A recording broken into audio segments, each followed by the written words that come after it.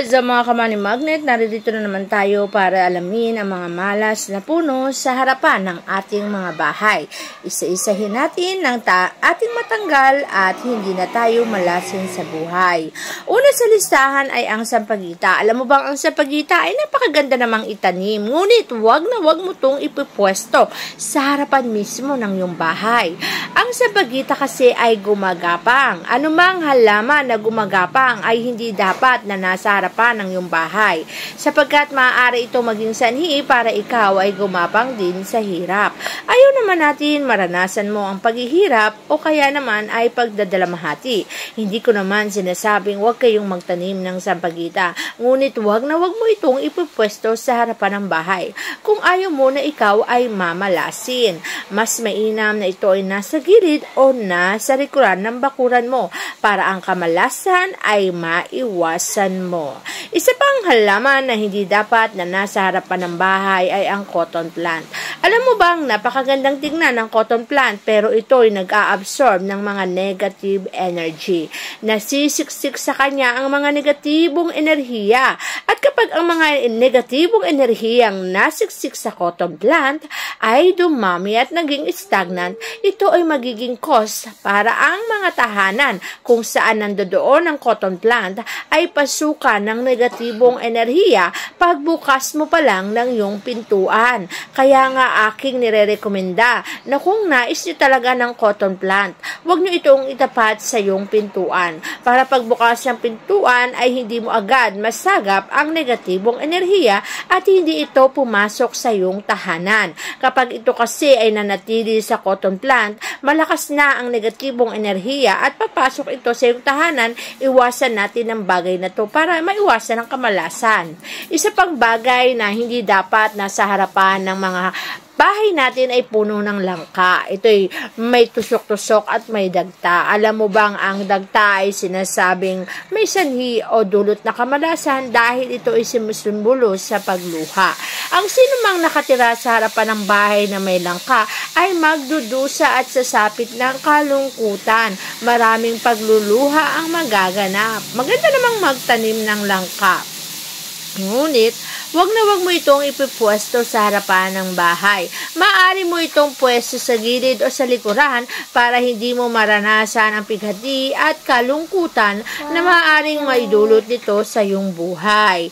Iwasan mo ang paglalagay ng puno ng langka sa harapan ng iyong tahanan para maiwasan din natin ang anumang dulot nitong kamalasan.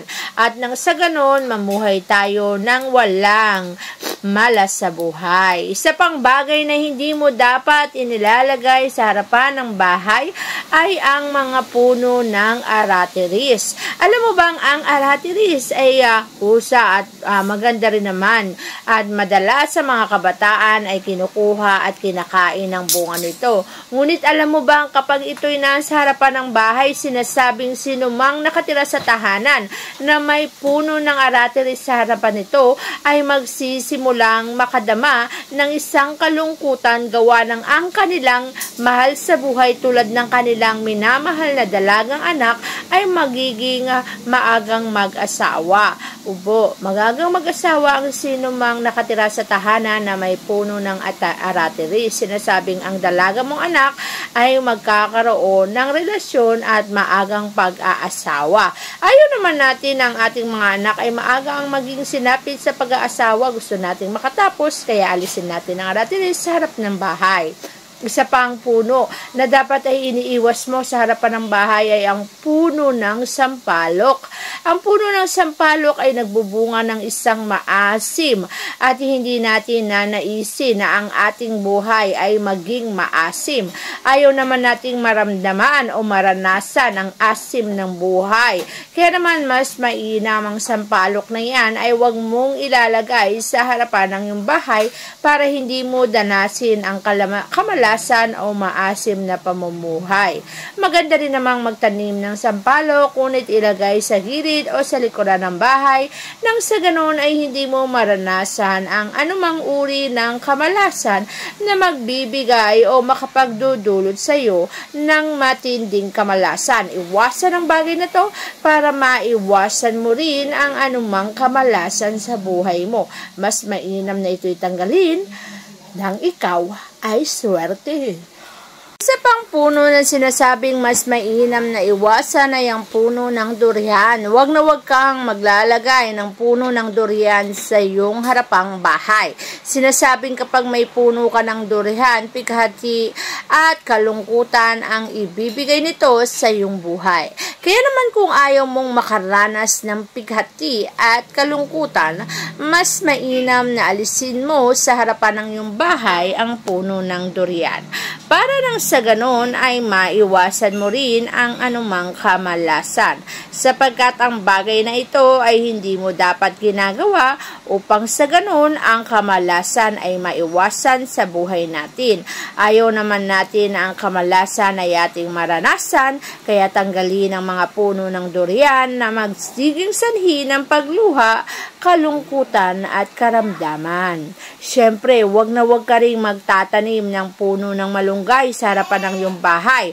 Ang puno ng malunggay, pansinin nyo kapag malakas ang hangin, unti-unting nauubos ang dahon nito. Unti-unting nalalagas hanggang makalbo ito.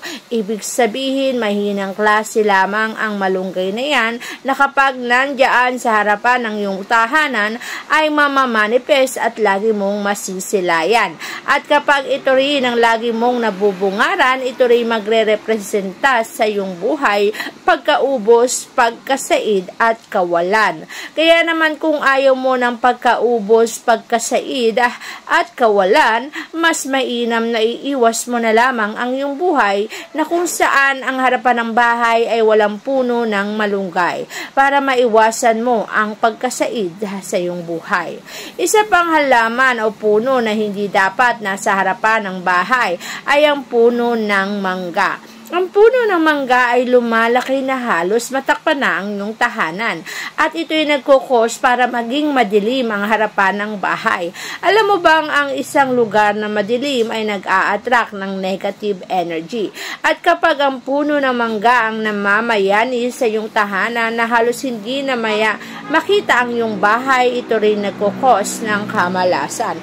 Mas mainam kasing ang harapan ng bahay ay maiwasan ang kamalasan kung ito ay maaliwalas at talaga namang walang harang o nagiging block ng swerte. Ang dahon o puno kasi ng mangga ay nagkukos para mablock ang positibong enerhiya na sana ay papasok sa tahanan mo. Imbis na papasok na ay naging udlot pa, kaya huwag kang magtanim ng puno ng mangga.